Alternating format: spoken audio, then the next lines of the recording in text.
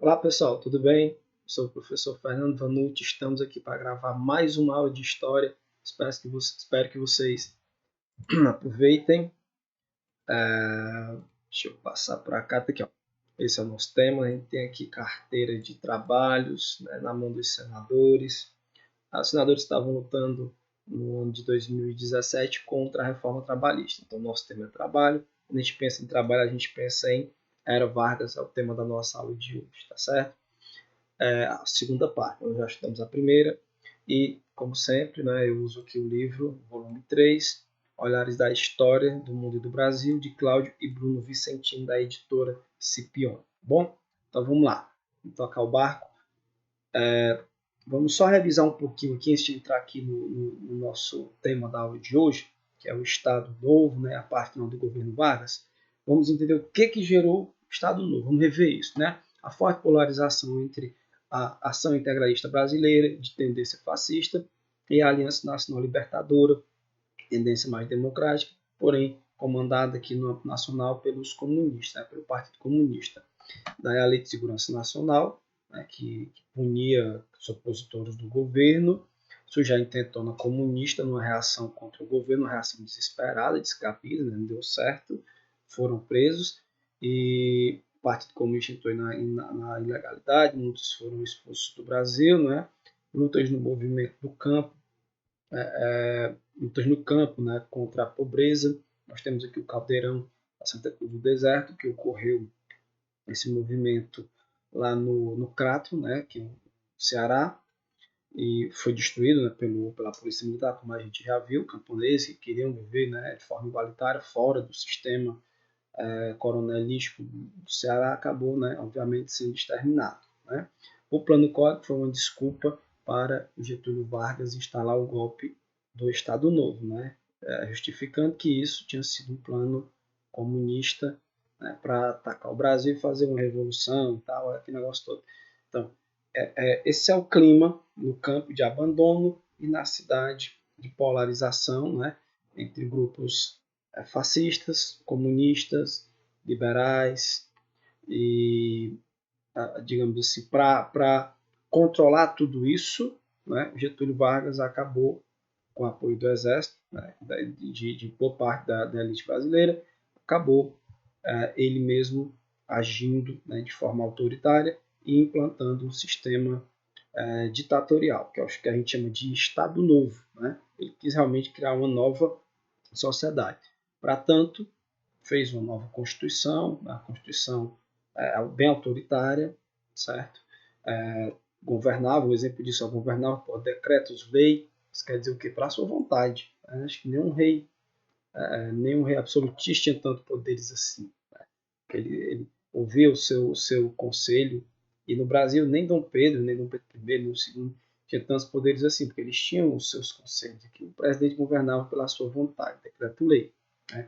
Fecha, abole, né, todos os partidos políticos, não tinha eleição, ele era um governante, cria o departamento de imprensa e propaganda para fazer para passar uma imagem boa do governo, uma mensagem única, fazer a propaganda governamental e o culto à personalidade de Getúlio Vargas, e para criar essa nova sociedade, né, essa sociedade nacional, porque o Brasil ele era muito provinciano, tinha o Ceará, o Nordeste, a gente não se achava brasileiro, né, quem morava aqui na época não se achava. É a mesma coisa que quem morava no Rio Grande do Sul. Se achava gaúcho, mas não brasileiro. Aqui no Ceará a gente se achava cearense, não brasileiro. Não tinha sentimento nacional. Então isso é construído no segundo reinado, o início, né? Mas é através do rádio, do futebol, tal, dessa comunicação em massa, que esse sentimento ele realmente ganha corpo.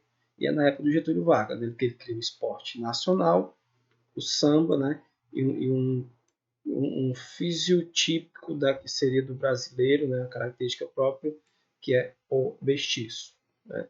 Muito também embasado em algumas teorias, como por exemplo da democracia racial do Gilberto Freire, né, que havia uma harmonia entre as raças. Apesar de ser belíssimo os seus estudos, no nosso entendimento esse foi um equívoco. Ó, esse cartaz mostra o culto à personalidade, o olhar do Vargas, né, que era seguro e tal, dominador, mostrando o povo trabalhando no café ou nas indústrias, certo? E a mensagem. As leis sociais com que o atual governo, por iniciativa própria, né? Não pressão popular, tem procurado amparar aquela ideia de pai, né? As classes trabalhadoras devem construir motivo de orgulho para todos os brasileiros, né? Se orgulhar do governo, que o governo está te ajudando, essa ideia paternalista, e que o governo é bom para as pessoas. E, desse outro lado, né, a gente vê, apesar de outras manchetes, mostrando aqui o Congresso Eucarístico, a força do catolicismo, né, a morte de Pereira Passos, o lendário governador do Rio de Janeiro, e o que eu quero mostrar para vocês é a perseguição do Vargas, né, para fora do Brasil, jornal imparcial, que imparcial não tinha nada, né, muito jornal varguista. Para fora do Brasil, o presidente da República assinou o decreto expulsando a mulher de Carlos Prestes, né, que fala só de Prestes, mas de Luiz Carlos Prestes, Olga Benário, né, que fosse contra o governo, era acusada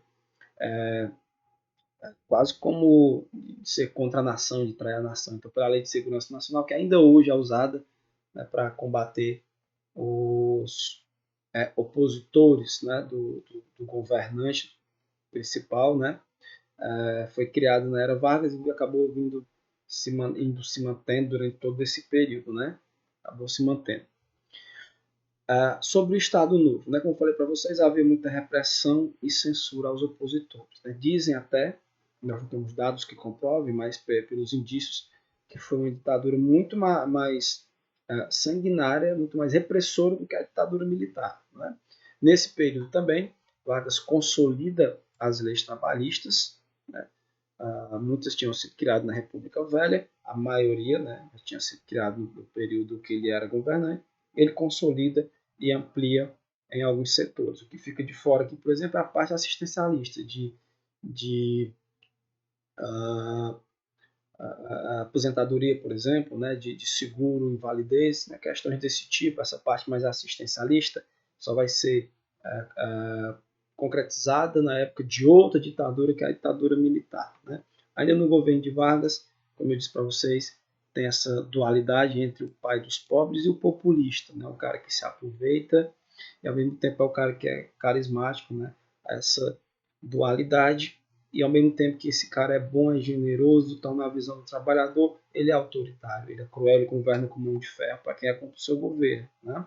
Na economia, ele busca uma política de substituição de importação, de produzir aqui no país aquilo que era necessário, né? Pela conjuntura internacional, de Primeira Guerra, de crise na Europa, né? Crise de 29, dos anos 30, e necessidade dessas mercadorias, né? E também para uma maior soberania e independência da nação brasileira.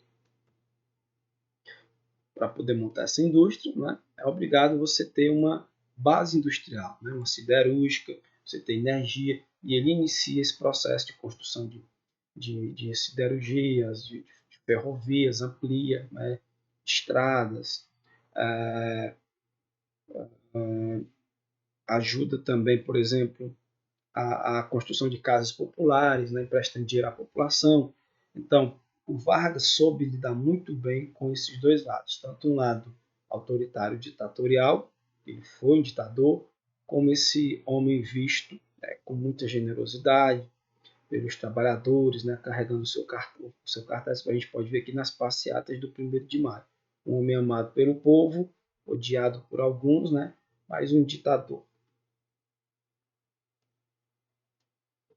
É interessante perceber isso. Ó. Nesse texto aqui da historiadora Ângela de Castro, né, Gomes, a gente pode observar um depoimento, né, que nos faz compreender com um novo olhar qual era a relação realmente entre os ganhos, não é, e a forma que os trabalhadores viam Getúlio Vargas. Né? No pós-30, havia um processo de controle dos trabalhadores, sem dúvida, mas havia também um processo de negociação que eu queria ressaltar. Né? Entrevistei para a minha tese o seu Ilker Leite, né? Ilker Leite, um gráfico comunista e depois trotskista, né? Apoiava as ideias de Trotsky em oposição a Stalin. Eu ia à porta da fábrica falar mal do Getúlio. O que acontecia com ele? Quase apanhava. Os trabalhadores adoravam Getúlio. Olha bem, aí ele pensou, ora, dizer que se vivia um processo de manipulação dos trabalhadores, que eram todos enganados durante tanto tempo, era algo insatisfatório para mim. Entendeu? Essas pessoas seriam completamente desprovidas de discernimento, não sabiam o que estavam fazendo, ou, afinal, tinha uma lógica, tinha uma lógica em seu comportamento político que deveríamos encontrar e respeitar. Os trabalhadores, quando gostam de Vargas, entendem que há ganhos nessa negociação e vão explorar essa possibilidade. Obviamente, não é? Você só gosta daquele político que te dá algo. Então, o trabalhador, que não tinha lei nenhuma que o amparava, vai ter toda uma legislação que muita dela, né, perdura até hoje. Direito a férias, descanso semanal, jornada de 8 horas por dia, estabilidade do emprego. Quem é que não vai gostar de um governante desse que faz isso para você, né, que está ajudando aquele povo? Então, era uma negociação. Né? O povo não era bobo de ser manipulado por Vargas, era uma troca. Né? Tu me dá e eu voto em ti. Né? Mais ou menos assim. Né? E outro tema interessante é do populismo. Né? Há um grupo de historiadores convencidos de que o populismo é realmente mais um insulto do que um conceito teórico. É como chamar alguém de fascista, que não significa que esteja acusando estritamente o seguidor do regime fascista. Né? Tudo não passa de um termo usado para desqualificar o oponente. Populismo vem servindo para definir coisas muito diferentes. Cabe tanto com Getúlio Vargas como com Adhemar de Barros, Jânio, Jango, JK, até mesmo Fernando Collor. Não existe um conceito teórico que junte coisas tão distintas assim. Populista é sempre o adversário. Então é uma forma de você chamar, né, do político chamar o adversário de populista.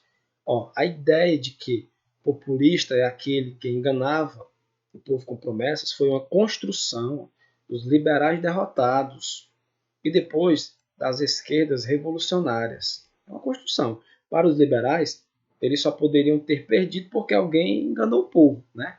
Para as esquerdas, que queriam a primazia dos movimentos populares, né? Os populistas eram todos os demais, inclusive outros ramos marxistas. Além da direita e da esquerda, juntaram-se nessa poderosa aliança a universidade. Tanto dar uma consistência, tentando dar uma consistência teórica na definição, e a imprensa difundindo a popularização, aliás, difundindo e popularizando, né, a caracterização.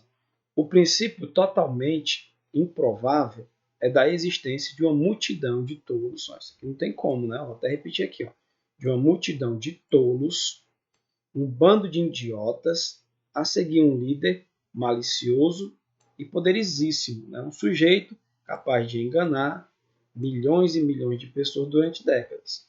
É uma afirmação da mesma forma daquela outra. O povo brasileiro não sabe votar. Né? Obviamente que não é verdade. As multidões apoiavam Vargas e outros governos ditos populistas por entender que ganhavam com isso. Então o povo sabe se votar. Melhoravam de vida, preferiam esse projeto ao outro, batido nas urnas. O conceito de populismo não é uma coisa que sempre existiu. Dado como o sol e a chuva que sempre tiveram, não, né?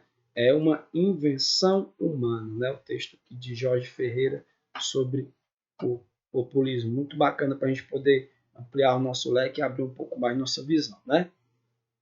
Ainda sobre a Era Vargas, o Brasil participa da Primeira Guerra Mundial, uma negociação com os Estados Unidos, na qual o Vargas ganha bilhões, né? Vargas até já sabia que eles iam vencer a guerra, então ele espera até a última hora, até 43, para entrar na guerra, e entra do lado que vai vencer, né? Não é bobo nem nada. E faz esse acordo de receber 20 bilhões, se não me engano, de dólares, e ainda a construção da Siderúrgica Nacional lá no Rio de Janeiro. Dessa forma, ele faz com que fosse treinada a Força Expedicionária Brasileira pelo Exército, manda lá 25 mil pracinhas para a Itália para lutar ao lado dos aliados e vencer a guerra. Né? Quando vence a guerra, eles venceram ditaduras. Então, o Vargas não poderia manter essa ditadura aqui. Pessoas fizeram revoltas, né? Manifestações. O exemplo aqui foram manifestos mineiros, a qual liderança, com Pedro Leixo, se juntaram e assinaram uma espécie de carta dizendo: ó, tá errado isso aqui. O combinado lá em 1930 foi a gente fazer uma revolução democrática. Está se mantendo demais. Naquele período lá a gente entendia que era necessário, mas agora não, entendeu? E assim as pressões de todos os lados fazem com que Vargas comece, né, a perder o apoio que ele tinha, certo? Ele vai cedendo, liberta os presos, inclusive o Luiz Carlos Prestes, né? A Olga tinha sido expulsa lá em 37, 38, não lembro exatamente, mas foi 38. Ela foi expulsa, morreu lá na Alemanha, e o Prestes ficou preso aqui até 45, libertado. Né? O interessante é que quando eles são libertados, os comunistas vão acabar aderindo à campanha pelo Getúlio Vargas, que vão perceber que as eleições que vão ser tratadas, que estão sendo planejadas, são eleições liberais, né, comandados pelos americanos, que não vai ajudar em nada o trabalhador. Né? Então, mesmo os comunistas que estavam presos pelo Estado Novo vão acabar apoiando Vargas nesse momento aqui. E o pluripartidarismo, né? Agora você vai ter eleições, então surge a UDN, União Democrática Nacional, Partido Socialista Brasileiro, Partido Trabalhista Brasileiro, os dois com muita influência do Getúlio Vargas, e o Partido Comunista Brasileiro, esse já havia aqui no Brasil desde 1922. Né? Esse é o movimento queremista que eu acabei de dizer para vocês aqui, na qual os próprios comunistas presos, né, que haviam sido presos por Getúlio, vão à rua juntamente com aquele povo todo que ele favoreceu com as suas leis e com o seu investimento popular, né, em programas sociais. Eu adorava, né? Essa é a verdade. Por isso que foi para as ruas, mas acaba que ele perde o apoio do exército, né, do general Dutra e do Góes Monteiro, e ele é deposto. Ele aceita ser deposto. Né? Dia 29 de outubro de 1945, Vargas é deposto. Não foi com violência, volta lá para o Rio Grande do Sul, né?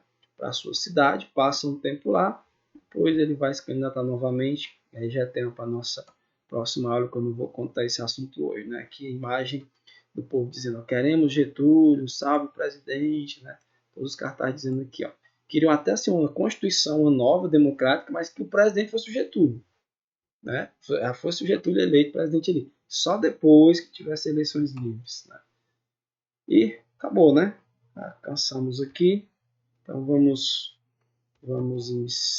voltar aqui para a nossa parte principal. Espero ter contribuído um pouco, pessoal, para ajudá-los a entender esse período chamado Era Vargas, que é o nascimento do Brasil atual. Né? A nossa forma de viver, de governar, de agir em sociedade, basicamente surge no período Vargas, esses 15 anos em que ele governou o Brasil, parte de forma democrática, muito curta, né?